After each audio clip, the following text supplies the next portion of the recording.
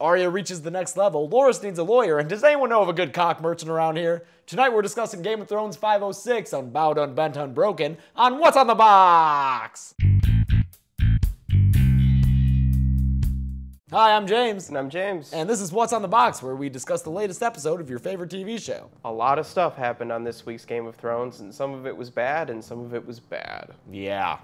I think that we should just jump in with Sansa. Let's just get right to it and discuss what is a very divisive scene. First off, it was difficult to watch. Incredibly difficult to watch. No matter what you think of the merits of that scene or that plot, it's clearly a very visceral, disturbing scene to watch. That changed my core temperature, like watching that scene. It's one of the more horrific things we've seen on the show. But now we discuss, was it justified? What are the implications of this? It's easy to initially think that this was done for shock value and that it cheapens Sansa's character. We've had cases before in the show. I'm thinking of Daenerys in the first episode and Cersei with Jaime last season, where female characters were raped unnecessarily. So I understand the suspicion towards David and DB about making this happen, especially to Sansa, a character who we've already seen put through the ringer many times over. I think logically this had to take place as soon as you accept the premise of Sansa is marrying Ramsay. Unless they were going to get Sansa out of Winterfell before the marriage or between the marriage and that night, which I don't think would have been possible, this is how Ramsay would spend his wedding night. He is the sickest man in Westeros, and it was not going to be pleasant for Sansa. I think that Sansa expected that to some point. We see her earlier in the episode showing resolve and strength when she talks down Miranda. And it's a really great moment. We're like, hey, Sansa's come so far. She's such a strong character. And she does the same with Theon later when he comes to walk her down the aisle, just being a very strong person. And I know that a lot of people are concerned that the rape undoes all that and erases that progress that she's made as a character. But I don't think it necessarily does. Because while she may have been expecting something like this, I think it's made much worse by the fact that Ramsay makes Theon stay to watch. There's a kind of change that you see in Sophie Turner, who does amazing work here with very difficult material. As soon as he tells Theon to stay, it throws her off entirely. Like, she was not prepared for this. I guess what I'm trying to say is, I think Sansa has progressed, and I don't think this erases all that, but I don't think we can expect her to go from naive girl to master manipulator just like that. Even after Littlefinger's mentoring, this is the first time that it's being put to the test with her in actual danger. And I think it's good that we see some progress with Miranda and Theon, but I think it makes sense that Ramsay is a hurdle, that she's not at that level yet, and that he remains someone to be so powerfully horrible that she can't just yet overcome that by seducing him, by taking control of the situation.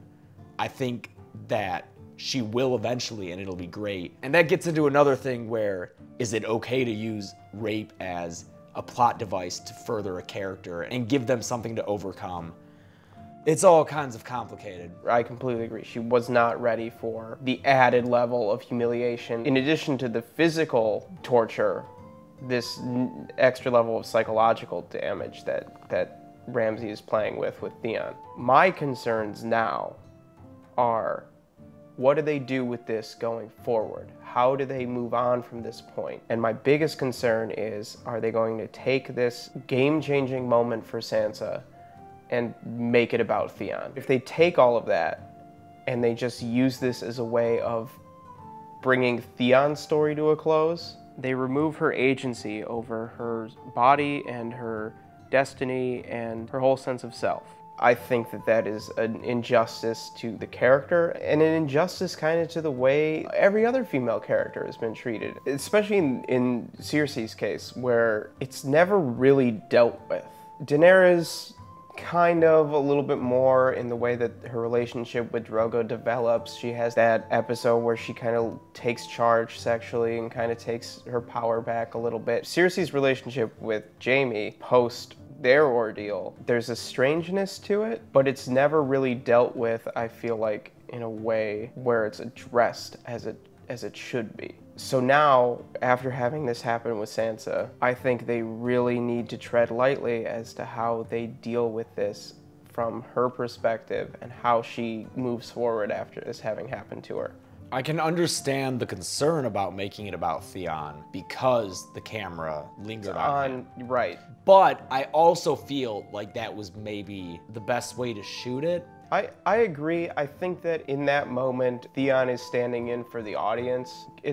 Even talking about it is really hard. But yes, if it continues to focus on Theon. Exactly. If this becomes a plot point not in Sansa's story, but in Theon's, then that's a problem for me. That's a big problem. It's a betrayal in a way of her development post King's Landing. If she becomes just another tool for another character's story, then why are we so invested? And it's retreading the same ground because it's Sansa put in a compromising position where she's just beaten around, and just a way of showing how bad other characters are. We've seen this before. I really want to see Sansa struggle with what's happened to her and struggle with the desire to be the Stark in Winterfell. And I think that conflict could make for some really great character and justify this decision. If we don't get that, then I think that there's going to be a lot of looking back at this moment and pointing to it as a mistake.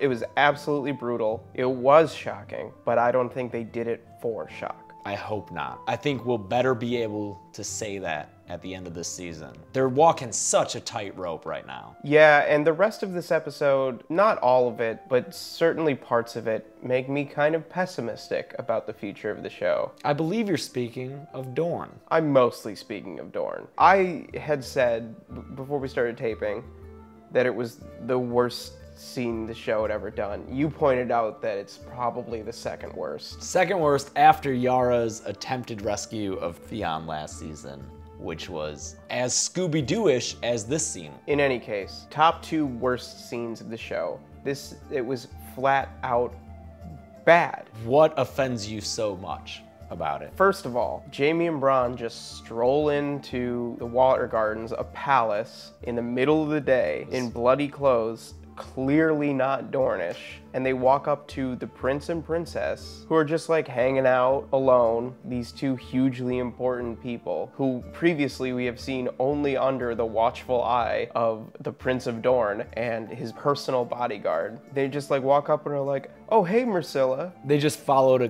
caravan in. They like snuck off the tour. They just were like ducking their tour guide. They went to go meet the president during the White House tour. Yeah, exactly. Yeah, then the Sand Snakes conveniently show up at the exact same time for their like big scheme. They have this like special staging area, this like grotto where it's like, this is the plotting grotto and this is where we're gonna deploy from. Sand Snakes, go! Go! Then we get that fight scene, which is so slow and clunky and weirdly shot. I know the Sand Snakes are supposed to be great fighters. Right.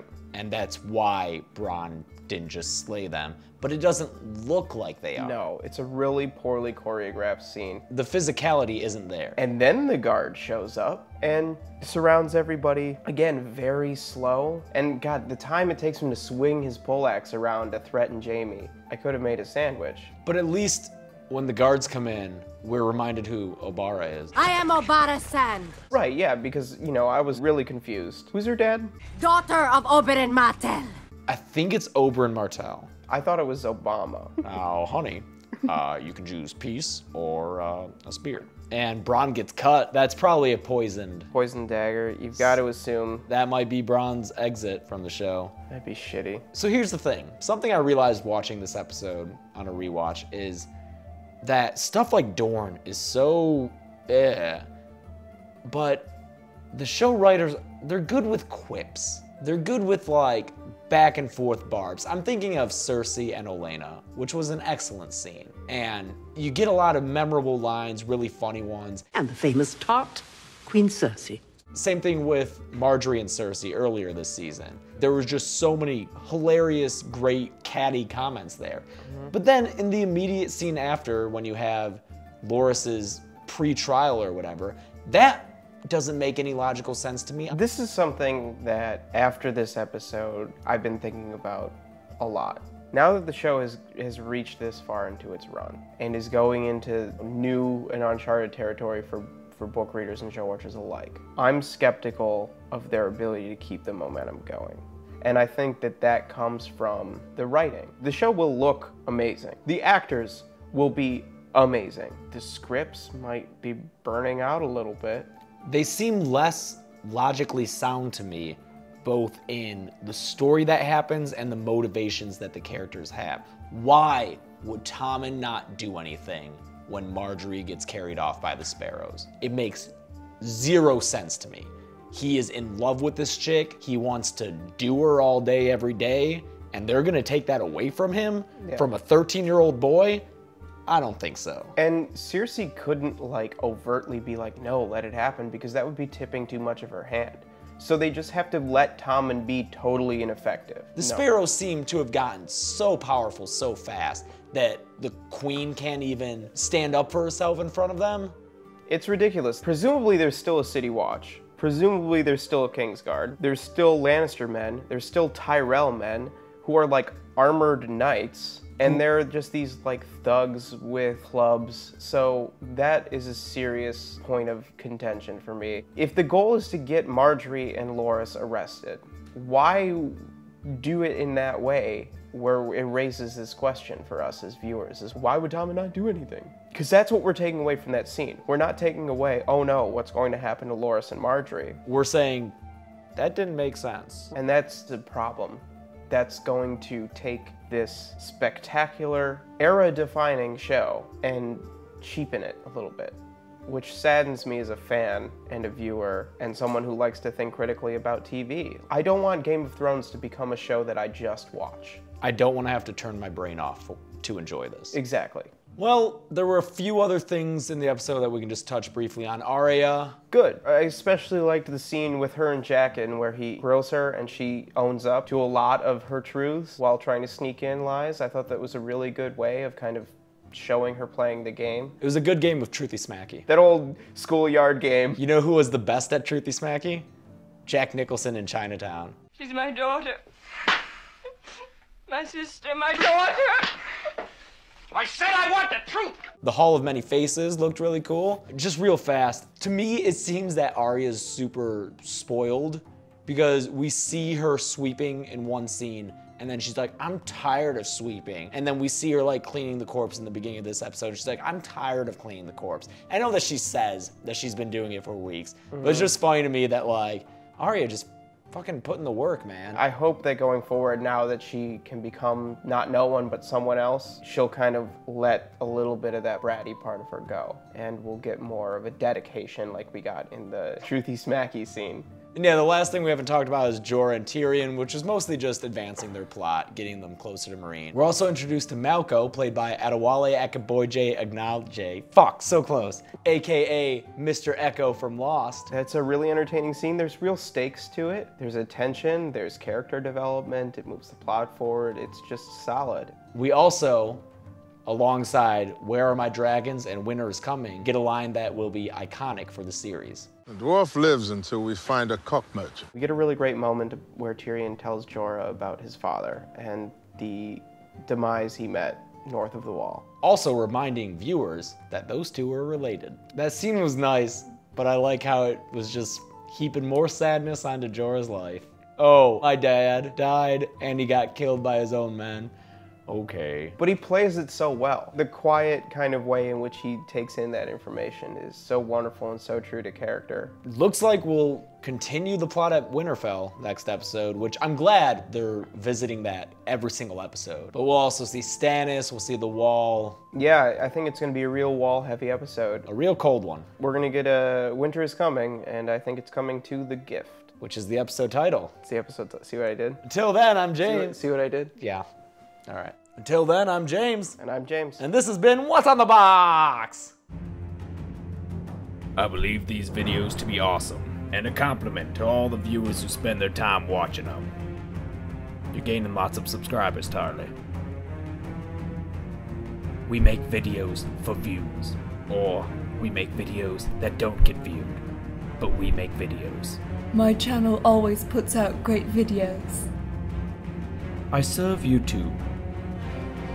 YouTube demands subscribers.